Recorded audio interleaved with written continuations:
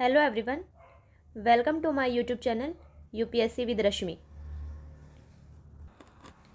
UPSC prelims 2024 exam के लिए आज हमारा मॉक टेस्ट नंबर 8 है। 7 मॉक टेस्ट हम ऑलरेडी कंप्लीट कर चुके हैं। अगर आपने नहीं देखा है तो आप देख सकते हैं। और आप सभी के लिए एक खुशखबरी है, कल से हम विज़न आईएएस का यूपीएससी टेस्ट सीरीज स्टार्ट कर रहे हैं।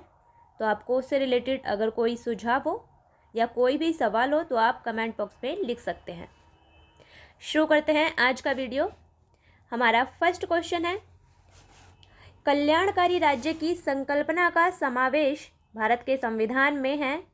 ऑप्शन है ए, राज्य के नीति निर्देशक तत्वों में। ऑप्शन बी, चौथी अनुसूची में। ऑप्शन सी, मौलिक अधिकारों में। और ऑप्शन डी, प्रस्तावना में।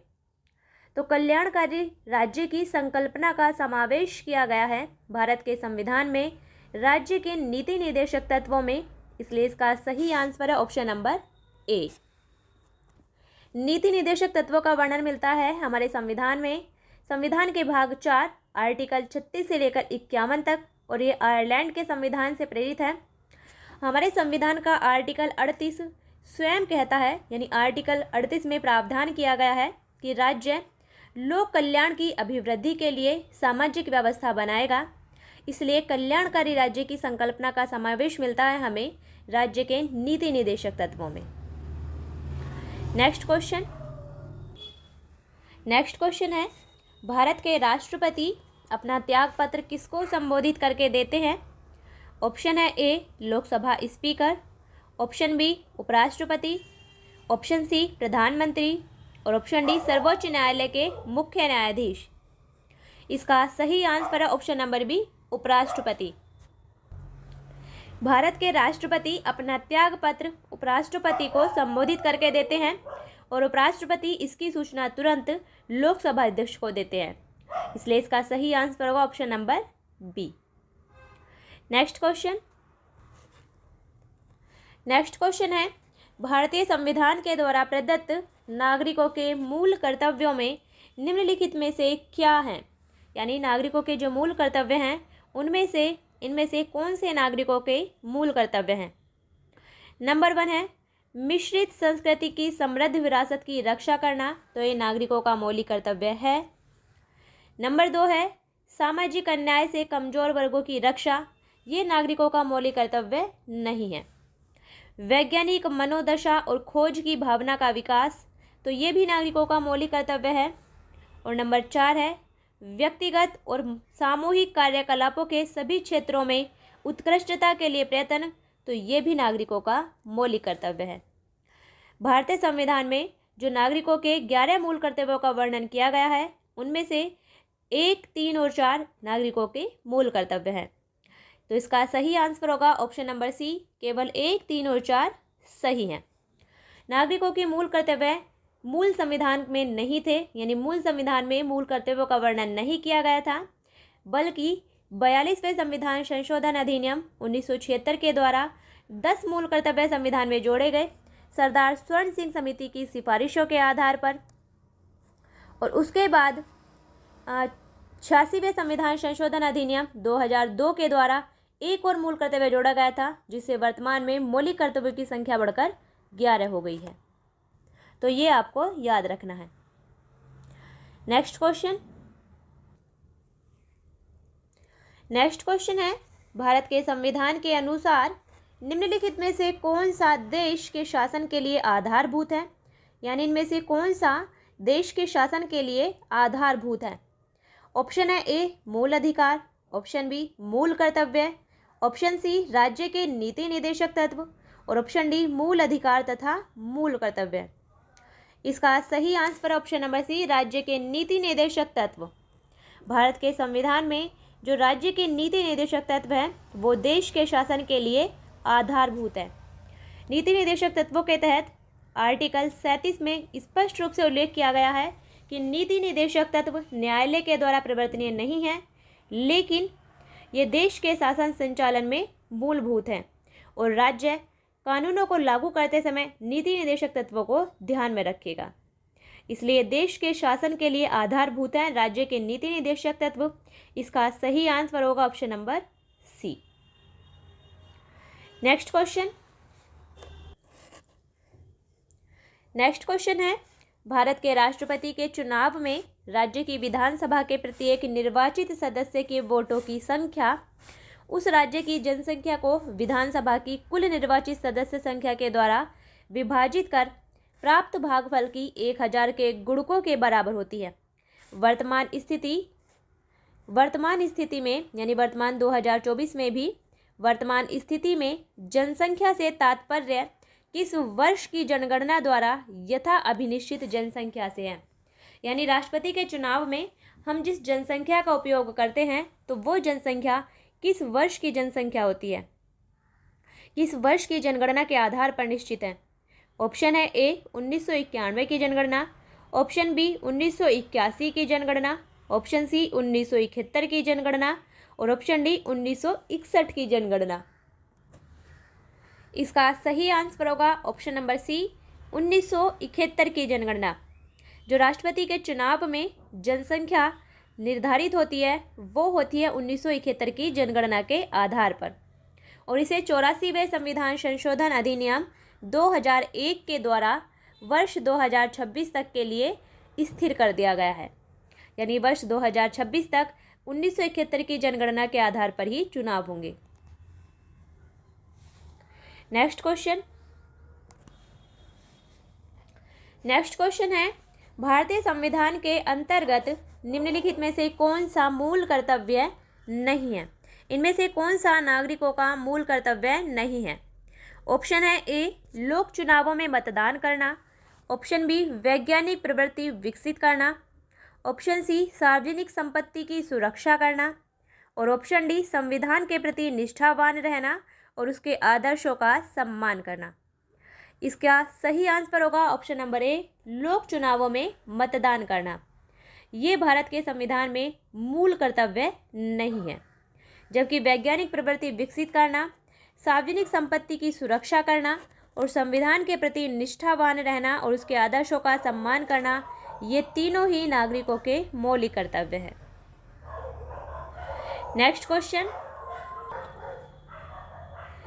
क्वेश्चन है, भारतीय संविधान के अंतर्गत धन का केंद्रीकरण किसका उल्लंघन करता है। ऑप्शन है ए समता का अधिकार, ऑप्शन बी राज्य के नीति निदेशक तत्व, ऑप्शन सी स्वतंत्रता का अधिकार और ऑप्शन डी कल्याण की अवधारणा। इसका सही आंसर ऑप्शन नंबर बी राज्य के नीति निदेशक तत्व। भारतीय संविधान के अंतर्गत धन का केंद्रीकरण राज्य के नीति निदेशक तत्वों का उल्लंघन करता है। क्यों? क्योंकि संविधान के आर्टिकल 39 क्लोज ग में ये स्पष्ट रूप से वर्णन किया गया है कि राज्य धन और उत्पादन के साधनों का वितरण इस प्रकार करेगा ताकि सभी उनका लाभ ले सकें और वे एक ही हाथों में केंद्रित ना हो। यानी राज्य धन और उत्पादन के साधनों का इस प्रकार वितरण करेगा ताकि वे एक ही हाथों में केंद्रित ना हो। तो धन का केंद्रीकरण अगर होता है तो वो उल्लंघन करता है राज्य के नीति निदेशक तत्व का। नेक्स्ट क्वेश्चन है, भारत की प्रभुता, एकता और अखंडता की रक्षा करें और उसे अक्षुण्ण रखें, यह उपबंध किसमें किया गया है। ऑप्शन है ए संविधान की उद्देशिका, ऑप्शन बी राज्य के नीति निदेशक तत्व, ऑप्शन सी मूल अधिकार और ऑप्शन डी मूल कर्तव्य। इसका सही आंसर है ऑप्शन नंबर डी मूल कर्तव्य। भारतीय संविधान के आर्टिकल 51A में स्पष्ट रूप से उल्लेख है कि भारत के प्रत्येक नागरिक का यह कर्तव्य होगा कि भारत की प्रभुता, एकता और अखंडता की रक्षा करे और उसे अक्षुण्ण रखे। इसलिए ये प्रावधान किया गया है मूल कर्तव्य में। नेक्स्ट क्वेश्चन है, संविधान के 42वें संशोधन द्वारा निम्नलिखित में से कौन सा सिद्धांत राज्य के नीति निदेशक तत्वों में जोड़ा गया था। ऑप्शन है ए पुरुष और स्त्री दोनों के लिए समान कार्य का समान वेतन, ऑप्शन बी उद्योगों के प्रबंधन में कामगारों की सहभागिता, ऑप्शन सी काम, शिक्षा और सार्वजनिक सहायता पाने का अधिकार। और ऑप्शन डी, श्रमिकों के लिए निर्वाह योग्य वेतन एवं काम की मानवीय दशाएं सुरक्षित करना। इनमें से कौन सा सिद्धांत 42वें संविधान संशोधन अधिनियम 1976 के द्वारा राज्य के नीति निर्देशक तत्वों में जोड़ा गया था? तो इसका सही आंसर होगा ऑप्शन नंबर बी। उद्योगों के प्रबंधन में कामगारों की सहभागिता आर्टिकल 43A के तहत ये प्रावधान किया गया है और इसे 42वें संविधान संशोधन अधिनियम 1976 के द्वारा नीति निर्देशक तत्वों में शामिल किया गया था। इसलिए इसका सही answer option number B. Next question है, निम्नलिखित में से कौन सा भारत के राष्ट्रपति के निर्वाचक गण का तो भाग है परंतु उसके महाभियोग अधिकरण का भाग नहीं है? ऑप्शन है A Lok Sabha, option B Rajya Sabha, option C राज्यों की विधान परिषदें और ऑप्शन डी राज्यों की विधानसभाएं। इसका सही आंसर है ऑप्शन नंबर डी, राज्यों की विधानसभाएं। भारत के राष्ट्रपति के निर्वाचक मंडल में शामिल होते हैं लोकसभा और राज्यसभा के निर्वाचित सदस्य और साथ ही सभी राज्यों की विधानसभाओं के निर्वाचित सदस्य, जबकि उसके महाभियोग अधिकरण में जो आर्टिकल 61 के तहत राष्ट्रपति पर महाभियोग लगाया जाता है उसमें केवल लोकसभा और राज्यसभा के सदस्य ही भाग लेते हैं। तो भारत के राष्ट्रपति के निर्वाचक गण का तो वो भाग है लेकिन उसके महाभियोग अधिकरण का भाग नहीं है, वो हैं राज्य की विधानसभाएं। नेक्स्ट क्वेश्चन है, भारत में न्यायपालिका का कार्यपालिका से पृथक्करण किसमें या किस से व्यादेशित है? ऑप्शन है ए संविधान की उद्देशिका द्वारा, ऑप्शन बी राज्य के नीति निर्देशक तत्वों के द्वारा, ऑप्शन सी 7वीं अनुसूची के द्वारा और ऑप्शन डी परंपरागत व्यवहार के द्वारा। इसका सही आंसर ऑप्शन नंबर बी, राज्य के नीति निर्देशक तत्व के द्वारा। भारत में न्यायपालिका का कार्यपालिका से पृथक्करण किया गया है आर्टिकल 50 में, जो वर्णन मिलता है हमें राज्य के नीति निर्देशक तत्वों के तहत। इसलिए इसका सही आंसर होगा option number B. Next question है, भारतीय संविधान में प्रतिष्ठापित राज्य के नीति निर्देशक तत्वों के अंतर्गत निम्नलिखित प्रावधानों पर विचार कीजिए। यहाँ राज्य के नीति निर्देशक तत्वों से संबंधित 4 प्रावधान दिए गए हैं। हमें बताना है कि इनमें से कौन से गांधीवादी सिद्धांत हैं जो राज्य के नीति निर्देशक तत्वों में प्रतिबिंबित होते हैं। राज्य के नीति निर्देशक तत्वों को अपने सहज अध्ययन के लिए हम उदारवादी, गांधीवादी, समाजवादी इन सभी भागों में वर्गीकृत कर सकते हैं। तो इनमें से कौन से गांधीवादी सिद्धांत हैं जो कि राज्य के नीति निर्देशक तत्वों में प्रतिबिंबित होते हैं? नंबर 1 है भारतीय नागरिकों के लिए समान सिविल संहिता का प्रावधान, यानी भारतीय नागरिकों के लिए समान सिविल संहिता सुरक्षित करना। तो ये गांधीवादी तो नहीं है, ये गांधीवादी सिद्धांत नहीं है बल्कि ये समाजवादी सिद्धांत है। नंबर 2 है ग्राम पंचायतों को संगठित करना आर्टिकल 40 के तहत। तो ये बिल्कुल गांधीवादी सिद्धांत है और इसका वर्णन मिलता है हमें समान नागरिक संहिता का आर्टिकल 44 में। ये भी आपको ध्यान रखना है। नंबर 3 है ग्रामीण क्षेत्रों में कुटीर उद्योगों को प्रोत्साहित करना। तो ये भी बिल्कुल सही है, आर्टिकल 43 के तहत ये भी गांधीवादी सिद्धांत है। और नंबर 4 है सभी कर्मकारों के लिए यथोचित अवकाश तथा सांस्कृतिक अवसर सुरक्षित करना। तो ये गांधीवादी सिद्धांत नहीं है, इसलिए हमारा सही आंसर होगा जो गांधीवादी सिद्धांत हैं और राज्य के नीति निर्देशक तत्वों में प्रतिबिंबित होते हैं वो हैं नंबर 2 और 3 बिल्कुल सही हैं, यानी ऑप्शन नंबर बी हमारा सही आंसर है। नेक्स्ट क्वेश्चन है निम्नलिखित में से कौन सा राज्य के नीति निर्देशक तत्वों में शामिल है? इनमें से कौन सा नीति निर्देशक तत्वों में शामिल है? नंबर 1 है मानव के दुर्व्यापार और बलात् श्रम का प्रतिषेध। तो इसका वर्णन मिलता है हमें संविधान के आर्टिकल 23 में, जो कि मौलिक अधिकारों के अंतर्गत है, इसलिए ये गलत है। नंबर 2 है मादक पेयों और स्वास्थ्य के लिए हानिकर औषधियों के औषधीय प्रयोजनों से भिन्न उपभोग का प्रतिषेध। इस बात का वर्णन मिलता है हमें संविधान के आर्टिकल 47 में, जो कि एक नीति निर्देशक तत्व है, इसलिए ये बिल्कुल सही है, जो नीति निर्देशक तत्वों में शामिल है। इसलिए हमारा सही आंसर होगा केवल कथन 2 सही है, यानी ऑप्शन नंबर बी हमारा सही आंसर है। मादक पेय और स्वास्थ्य के लिए हानिकर औषधियों के औषधीय प्रयोजनों से भिन्न उपभोग का प्रतिषेध इस बात का वर्णन मिलता है राज्य के नीति निर्देशक तत्वों के तहत आर्टिकल 47 में। नेक्स्ट क्वेश्चन है, राष्ट्रपति के निर्वाचन में राज्य का मुख्यमंत्री मतदान करने के लिए पात्र नहीं होता यदि ऑप्शन है ए वह स्वयं प्रत्याशी होता है, ऑप्शन बी उसे राज्य विधानमंडल के निचले सदन में अपना बहुमत सिद्ध करना शेष हो, ऑप्शन सी वह राज्य विधानमंडल में उच्च सदन का सदस्य हो, और ऑप्शन डी वह राज्य विधानमंडल में निम्न सदन का सदस्य हो। इसका सही आंसर है ऑप्शन नंबर सी। अगर वह राज्य विधानमंडल में उच्च सदन का सदस्य है तो वह राष्ट्रपति के निर्वाचन में मतदान करने के लिए पात्र नहीं होगा, क्योंकि राष्ट्रपति के निर्वाचन में लोकसभा और राज्यसभा तथा राज्यों की विधानसभाओं के निर्वाचित सदस्य ही भाग लेते हैं। राज्य विधान परिषदों के सदस्य उसमें भाग नहीं लेते। तो राज्य विधानमंडल का उच्च सदन होता है राज्य विधान परिषद और निम्न सदन होता है विधानसभा।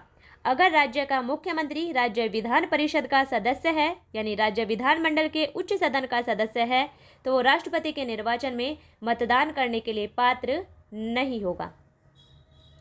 नेक्स्ट क्वेश्चन है, भारत के संविधान में अंतर्राष्ट्रीय शांति और सुरक्षा की अभिवृद्धि का कहाँ उल्लेख है? ऑप्शन है ए संविधान की उद्देशिका में, ऑप्शन बी राज्य के नीति निर्देशक तत्वों में, ऑप्शन सी मूल कर्तव्यों में, और ऑप्शन डी 9वीं अनुसूची में। इसका सही आंसर है ऑप्शन नंबर बी राज्य के नीति निर्देशक तत्वों में। भारत के संविधान में राज्य के नीति निर्देशक तत्वों के तहत अंतर्राष्ट्रीय शांति और सुरक्षा की अभिवृद्धि का प्रावधान किया गया है आर्टिकल 51 में, इसलिए इसका सही आंसर है option number B. Next question है, निम्न कथनों पर विचार कीजिए, इनमें से कौन से कथन सही हैं? यहाँ 3 कथन दिए गए हैं, हमें बताना है कि इनमें से कौन से कथन सही हैं। कथन नंबर 1 है, विधानसभा के निर्वाचित सदस्य के मत का मूल्य राष्ट्रपति के निर्वाचक मंडल में, भारत में राष्ट्रपति चुनाव के निर्वाचक मंडल में जो एक विधानसभा के निर्वाचित सदस्य का मत मूल्य होता है उसे कैसे निकाला जाता है? तो उसे निकाला जाता है राज्य की जनसंख्या डिवाइडेड बाय राज्य की विधानसभा में निर्वाचित सदस्यों की कुल संख्या इंटू 100 की जनसंख्या। तो ये हमारा गलत है, क्योंकि विधानसभा के निर्वाचित सदस्य के मत का मूल्य निकाला जाता है राज्य की कुल जनसंख्या डिवाइडेड बाय राज्य की विधानसभा में निर्वाचित सदस्यों की संख्या और इंटू 1000। 100 नहीं बल्कि यहाँ आना चाहिए था 1000, इसलिए ये हमारा गलत है। नंबर 2 है, एक निर्वाचित संसद सदस्य के मत का मूल्य, तो वो निकाला जाता है सभी निर्वाचित विधानसभा सदस्यों के मतों का कुल मान, यानी सभी निर्वाचित विधानसभा सदस्यों के मत का योग, और डिवाइडेड बाय निर्वाचित संसद सदस्यों की कुल संख्या। तो ये बिल्कुल सही है। एक निर्वाचित संसद सदस्य के मत का मूल्य इसी प्रकार निकाला जाता है सभी निर्वाचित विधानसभा सदस्यों के मत मूल्य का योग और डिवाइडेड बाय निर्वाचित संसद सदस्यों की कुल संख्या। और नंबर 3 है, आखिरी चुनाव में 5000 मतदाता थे, तो ये गलत है। जो आखिरी राष्ट्रपति का चुनाव हुआ था उसमें मतदाताओं की संख्या 4800 के आसपास थी, इसलिए ये कथन भी हमारा गलत है। हमारा सही आंसर होगा केवल कथन 2 सही है, यानी ऑप्शन नंबर बी हमारा सही आंसर है। नेक्स्ट क्वेश्चन है, भारत के राष्ट्रपति के निर्वाचन के संदर्भ में निम्नलिखित कथनों पर विचार कीजिए। यहाँ 2 कथन दिए गए हैं, हमें बताना है कि इनमें से कौन सा कथन सही है। नंबर 1 है, प्रत्येक एमएलए के वोट का मूल्य अलग अलग राज्य में अलग अलग होता है, तो ये बिल्कुल सही है। एमएलए मतलब मेंबर ऑफ लेजिस्लेटिव असेंबली। प्रत्येक एमएलए के वोट का मूल्य अलग अलग राज्य में अलग अलग होता है, क्योंकि प्रत्येक राज्य की जनसंख्या भी अलग है और प्रत्येक राज्य की विधानसभा सदस्य की संख्या भी अलग है, इसलिए प्रत्येक एमएलए के वोट का मूल्य अलग अलग राज्य में अलग अलग होता है। नंबर 2 है, लोकसभा के सदस्यों के वोट का मूल्य राज्यसभा के सदस्यों के वोट के मूल्य से अधिक होता है। तो ये कथन बिल्कुल गलत है। भारत के राष्ट्रपति के निर्वाचन में जो लोकसभा और राज्यसभा सदस्यों के वोट का मूल्य होता है वो बिल्कुल समान होता है, यानी लोकसभा और राज्यसभा के सदस्यों के वोट का मूल्य समान होता है, किसी का भी मूल्य एक दूसरे से कम या अधिक नहीं होता है। इसलिए हमारा सही आंसर होगा केवल कथन 1 सही है, यानी ऑप्शन नंबर ए हमारा सही आंसर है। नेक्स्ट क्वेश्चन है, भारत में विधिक सेवा प्रदान करने वाले प्राधिकरण यानी लीगल सर्विसेज अथॉरिटीज निम्नलिखित में से किस प्रकार के नागरिकों को निःशुल्क विधिक सेवाएं प्रदान करते हैं? भारत के संविधान में राज्य के नीति निर्देशक तत्वों में आर्टिकल 39A में वर्णन किया गया है समान न्याय और निःशुल्क विधिक सहायता का। भारत में कमजोर वर्गों को विधिक सेवा प्रदान करने के लिए विधिक सेवा प्राधिकरणों का गठन किया गया है। तो वो पूछा गया है कि भारत में विधिक सेवा प्रदान करने वाले जो प्राधिकरण है यानी विधिक सेवा प्राधिकरण है वो किस प्रकार के नागरिकों को निःशुल्क विधिक सेवाएं प्रदान करते हैं। वैसे तो अलग अलग राज्यों में ये इनकम अलग अलग है, लेकिन दिल्ली विधिक सेवा प्राधिकरण के अनुसार अगर हम देखें तो नंबर 1 है हमारा 1 लाख रुपए से कम वार्षिक आय वाले व्यक्ति को, तो ये बिल्कुल सही है। जो दिल्ली विधिक सेवा प्राधिकरण है वो 1 लाख रुपए से कम वार्षिक आय वाले सामान्य व्यक्ति को निःशुल्क विधिक सेवाएं प्रदान करता है। नंबर 2 है 2 लाख रुपए से कम वार्षिक आय वाले ट्रांसजेंडर को, तो ये भी बिल्कुल सही है। दिल्ली विधिक सेवा प्राधिकरण 2 लाख रुपए से कम वार्षिक आय वाले ट्रांसजेंडर व्यक्ति को निःशुल्क विधिक सेवाएं प्रदान करता है। नंबर 3 है 3 लाख रुपए से कम वार्षिक आय वाले अन्य पिछड़े वर्ग के सदस्य को, तो ये गलत है, ऐसा नहीं है। और नंबर 4 है सभी वरिष्ठ नागरिकों को, तो ये भी बिल्कुल गलत है, क्योंकि दिल्ली विधिक सेवा प्राधिकरण 2 लाख रुपए से कम वार्षिक आय वाले वरिष्ठ नागरिकों को भी निःशुल्क विधिक सेवाएं प्रदान करता है, ना कि सभी वरिष्ठ नागरिकों को। इसलिए इसका सही आंसर होगा 1 और 2 बिल्कुल सही है, यानी ऑप्शन नंबर ए हमारा सही आंसर है। नेक्स्ट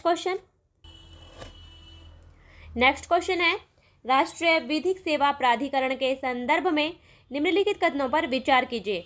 यहाँ राष्ट्रीय विधिक सेवा प्राधिकरण के संबंध में 2 कथन दिए गए हैं। हमें कूट की सहायता से बताना है कि इनमें से कौन सा ऑप्शन सही है। नंबर 1 है इसका उद्देश्य समान अवसरों के आधार पर समाज के कमजोर वर्गों को निःशुल्क एवं सक्षम विधिक सेवाएं उपलब्ध कराना है, तो ये बिल्कुल सही है। ये कथन बिल्कुल सही है। राष्ट्रीय विधिक सेवा प्राधिकरण का उद्देश्य समाज के कमजोर वर्गों को निःशुल्क और सक्षम विधिक सेवाएं उपलब्ध कराना है। नंबर 2 है यह देश भर में विधिक कार्यक्रमों और योजनाओं को लागू करने के लिए राज्य विधिक सेवा प्राधिकरण को निर्देश जारी करता है, तो ये कथन भी हमारा बिल्कुल सही है। राष्ट्रीय विधिक सेवा प्राधिकरण देश भर में विधिक कार्यक्रमों और योजनाओं को लागू करने के लिए राज्य विधिक सेवा प्राधिकरणों को निर्देश जारी करता है, इसलिए हमारा सही आंसर होगा कथन 1 और 2 दोनों सही हैं, यानी ऑप्शन नंबर सी हमारा सही आंसर है। नेक्स्ट क्वेश्चन है भारत के संविधान के संदर्भ में निम्नलिखित कथनों पर विचार कीजिए। नंबर 1 मूल अधिकार, नंबर 2 मूल कर्तव्य, नंबर 3 राज्य के नीति निर्देशक तत्व। भारत सरकार के द्वारा आरंभ किए गए राष्ट्रीय सामाजिक सहायता कार्यक्रम में भारत के संविधान के उपयुक्त उपबंधों में से कौन सा या कौन से पूरे होते हैं? भारत सरकार के द्वारा जो राष्ट्रीय सामाजिक सहायता कार्यक्रम शुरू किया गया था 15 अगस्त 1995 को, उसमें कौन से जो प्रावधान हैं वो पूरे होते हैं? तो इसका सही आंसर होगा ऑप्शन नंबर बी, केवल कथन 3। केवल राज्य के नीति निर्देशक तत्व ही भारत सरकार के द्वारा प्रारंभ किए गए राष्ट्रीय सामाजिक सहायता कार्यक्रम के द्वारा पूरे होते हैं। राज्य के नीति निर्देशक तत्व के प्रावधानों के संदर्भ में भारत सरकार के द्वारा राष्ट्रीय सामाजिक सहायता कार्यक्रम में अनेक उपबंध किए गए हैं। इसलिए इसका सही आंसर होगा ऑप्शन नंबर बी। ये था हमारा आज का वीडियो, जिसमें हमने पॉलिटी से रिलेटेड क्वेश्चन डिस्कस किए हैं। यूपीएससी प्रीलिम्स 2024 के लिए मॉक टेस्ट नंबर 8 को कंप्लीट किया है। अच्छे से पढ़िए, रिवाइज करिए, वीडियो को शेयर भी कीजिए। फिर मिलते हैं नेक्स्ट वीडियो में, तब तक के लिए बेस्ट ऑफ लक।